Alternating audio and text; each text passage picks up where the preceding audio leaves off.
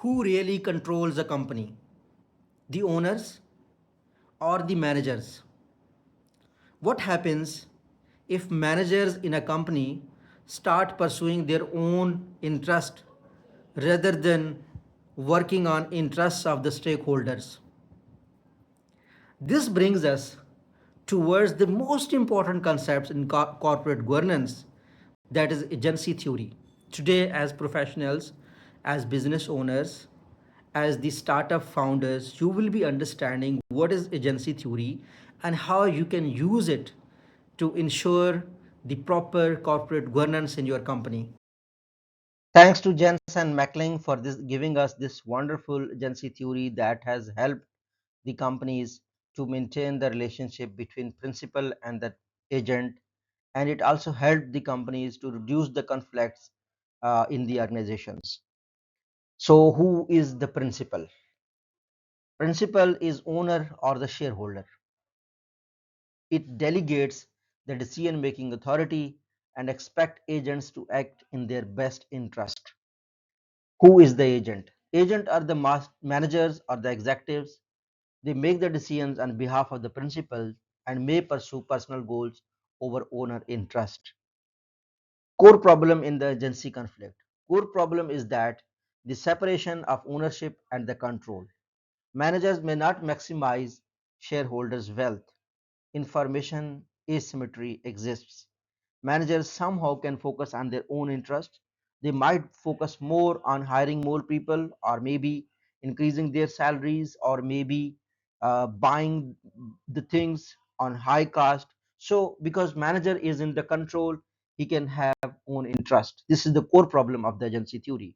Information asymmetry means that agents have more information than the principals, lead to hidden actions and hidden information, difficult for owners to monitor. The cost that agency or the time agents are incurring are monitoring costs, supervision expenses, bonding costs, contracts and guarantees, residual loss, loss from the divergent interest. That's what the agents manage. The principal does not know about these things.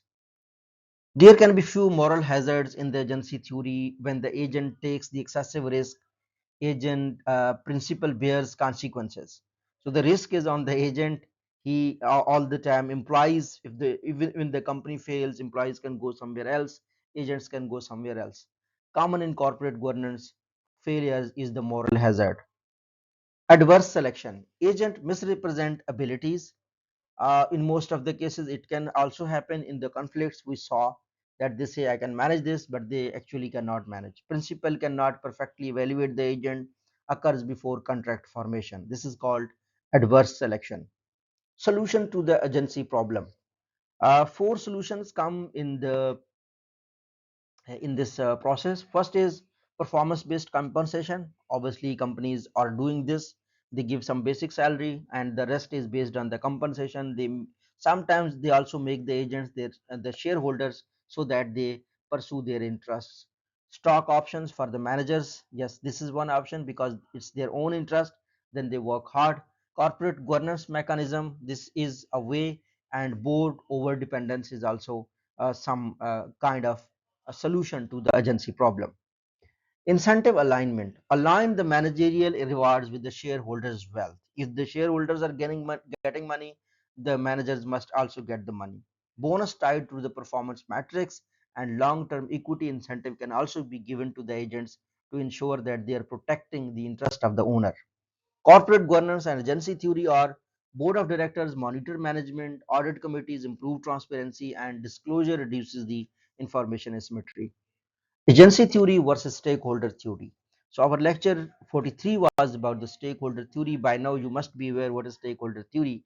Agency focus on shareholders, while stakeholder balance all the interests. Agency is profit-centric perspective in the organization. Agency theory in public sector. When we see in the public sector, citizens are principal. Basically, they own everything. Government officials are the agents. So you can see the accountability required in the agency theory. Agency theory in banking sector, we can say the risk-taking executives are the agents. Bonus culture may encourage the short-term gains, and the regulation reduces the risk in the organization. Agency theory in AI era.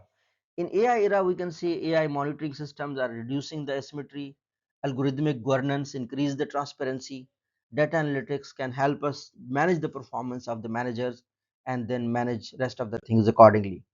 Advantages of the agency theory as it explains the governance structures, it clarifies incentive systems, it improves the contracts and its design, it enhances the accountability. This is the benefit of the agency theory.